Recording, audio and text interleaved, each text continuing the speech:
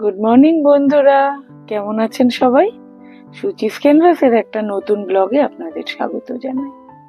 আশা করি সবাই ভালো আছেন, আমিও ভালো আছি। আজকে ভাবছি একটা চিকেনের প্রিপারেশন ট্রাই করব, আর আপনাদের সাথে সেটা যথারীতি শেয়ারও করব। আজকে যেটা ট্রাই করব সেটা হচ্ছে কোরিয়ান স্টাইল চিকেন। আমি চিকেন উইংস অনেকগুলো ছিল বাড়িতে, সেগুলো আর এর মধ্যে ইউজ করা হয়নি।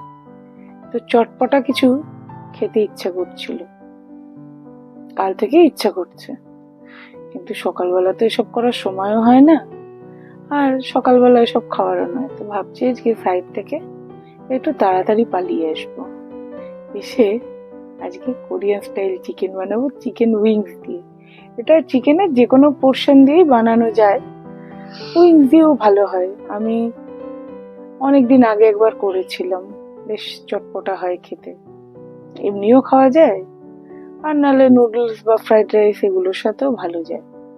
তো রেসিপিটাও আপনাদের সাথে শেয়ার করব।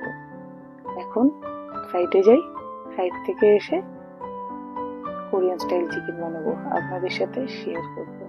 টাটা। এখন আমি বানাবো কোরিয়ান স্টাইল চিকেন।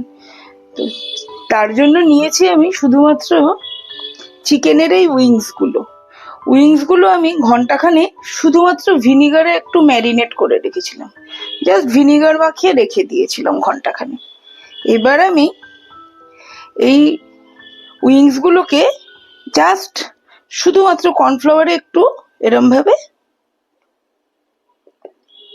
কোট করে নেব।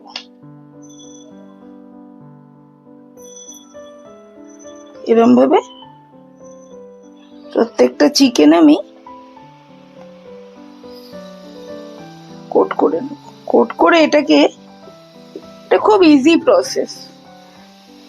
এটাকে আমি একটু ডিপ ফ্রাই করে নেব।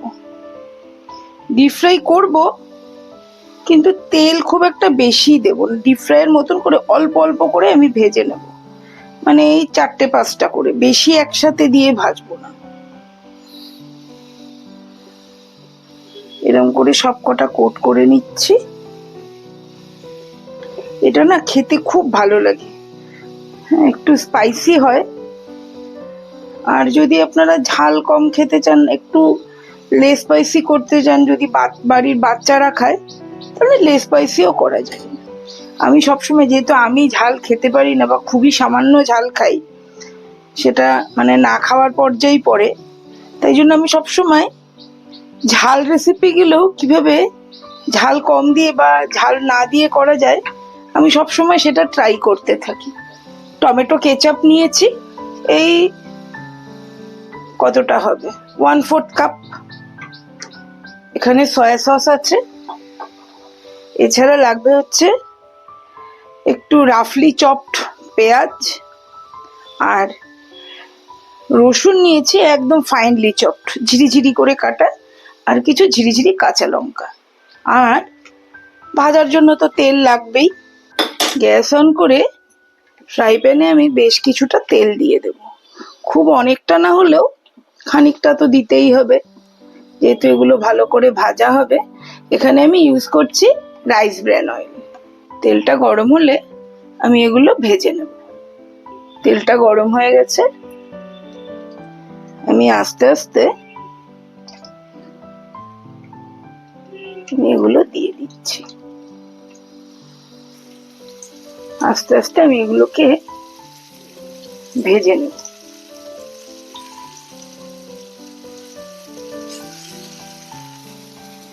একটু সুন্দর করে ভেজে নেব। গ্যাসটাকে মিডিয়াম ফ্লেমে রাখবো। এটা আপনারা ইচ্ছা করলে বোনলেস চিকেন দিয়েও করতে পারে, তবে উইংস দিয়ে খুবই ভালো হয় খেতে এটা।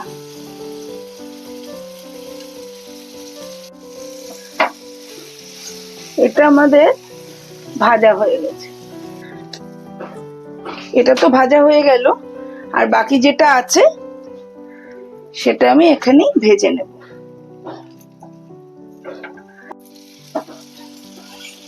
আমার এগুলো সব ভাজা হয়ে গেছে, যা হয়ে গেল।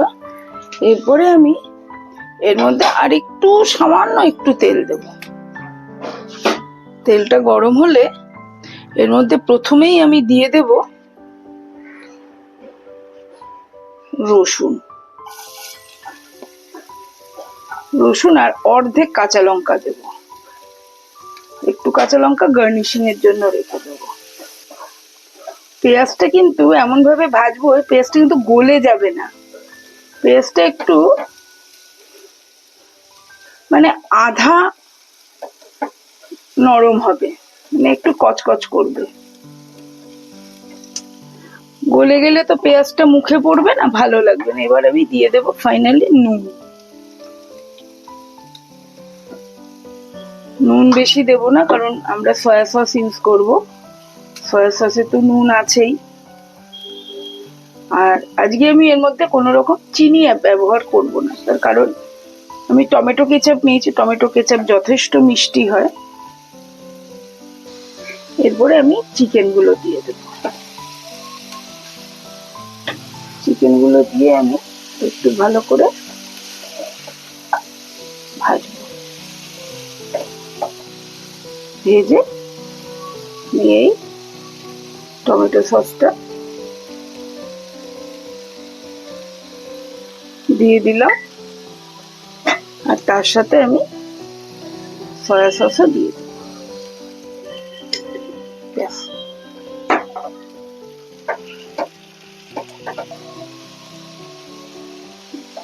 এটাই কোনো জল পড়বে না, এটা তো স্ন্যাক্স আইটেম, এটা কোনো গ্রেভি থাকবে না, এটা একদম ড্রাই ড্রাই হবে। এটা আমার রেডি হয়ে গেছে। এরপরে আমি একটা সার্ভিং ডিশে তুলে নেব।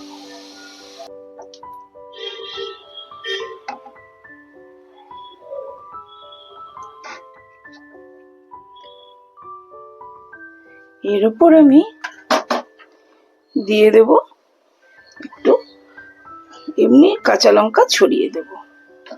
দিয়ে এটাকে আমি ফাইনালি গার্নিশ করব একটু সাদা তিল দিয়ে। একটু সাদা তিল ছড়িয়ে দিলাম।